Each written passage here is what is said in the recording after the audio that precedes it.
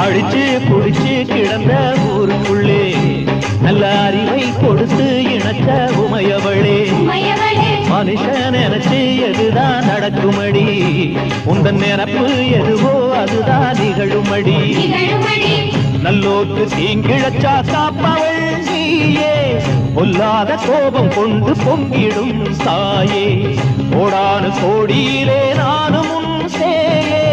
கைப்பிள்ளை கை வணங்கும் சக்தியே மாயே வேப்பிலையில் ஆடை கட்டி வீட்டிருக்கும்